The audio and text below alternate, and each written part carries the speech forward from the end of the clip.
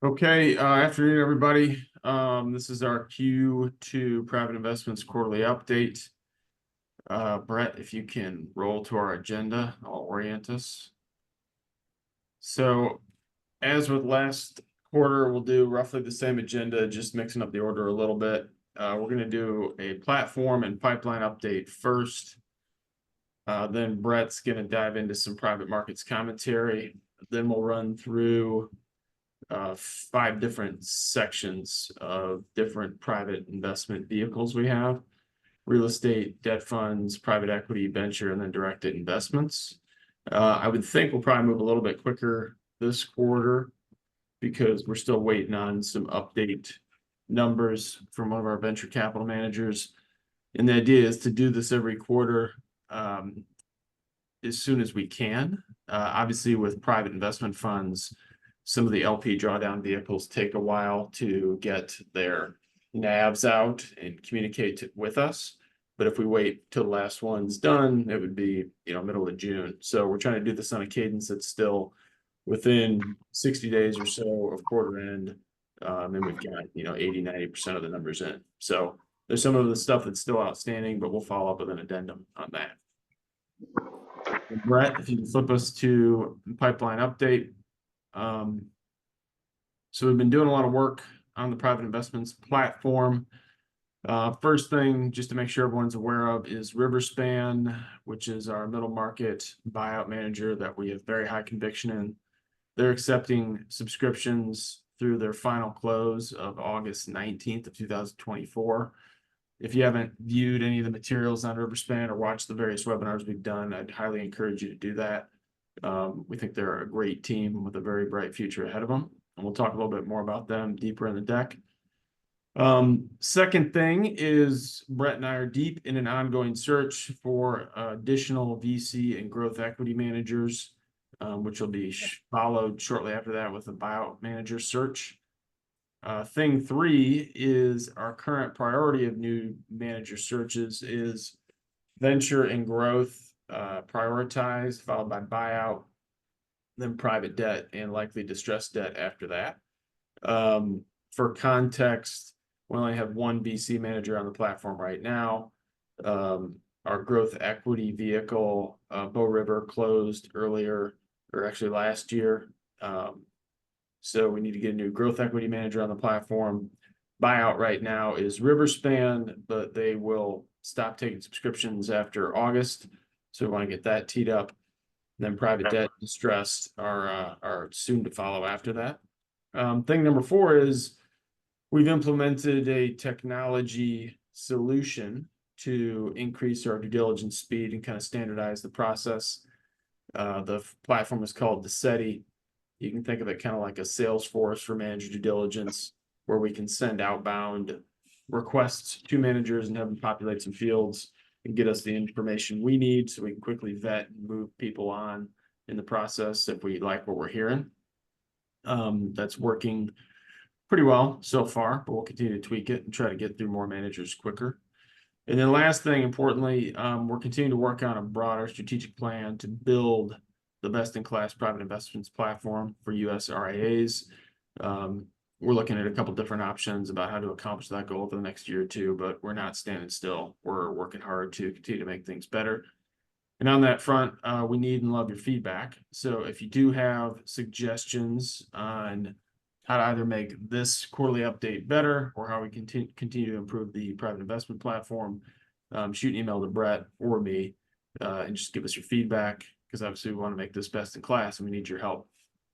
So from there, let's jump into a quick refresh on the framework.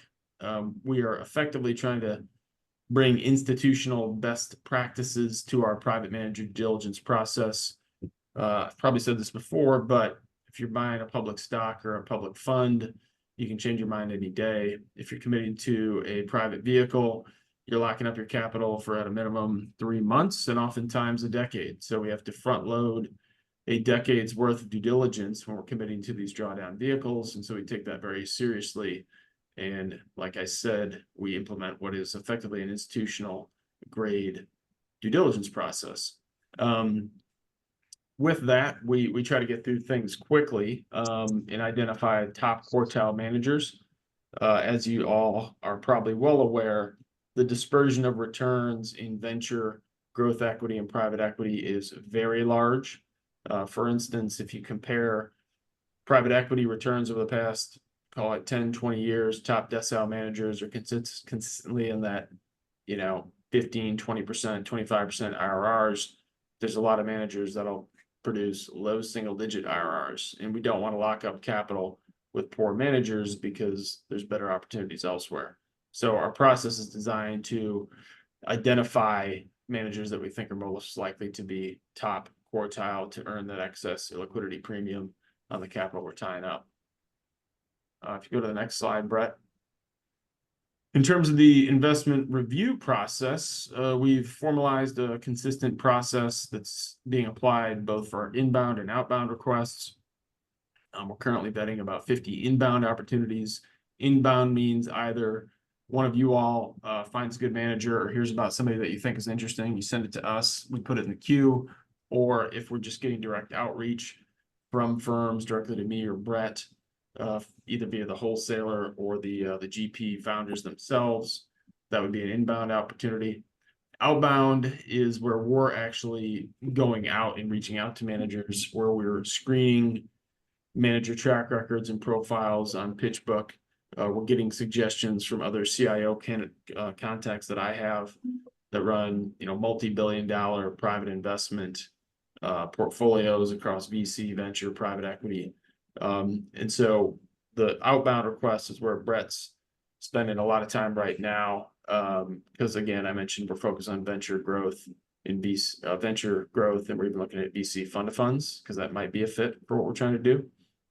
But this just gives you a breakdown of outbound requests. We can be more focused on kind of what we think we need on the platform, whereas inbound requests tend to be obviously a broader set of types of investments. We tend to see a lot of real estate. You'll see a lot of hedge fund of funds, obviously a lot of traditional buyout equity. We tend to like smaller managers that are sub $1 billion in AUM, more first, second, third vintage emerging managers that are focused on middle market and heavy value add as opposed to financial engineering. And you can kind of see the mix beyond that. We'll see some private credit, some structured credit, PE fund of funds, so kind of all across the board. But main point is we've got a process, we're getting through a lot, and we're focused on, filling out growth equity and venture near term. Next slide, please. On the private investment platform, current open offerings, I'll flip it over to Brett. You can kind of do a quick refresh on the names that are currently open. Yeah, we'll kind of run through all of these individually. But again, just a reminder that this list lives on PrimeNet on the private investment page.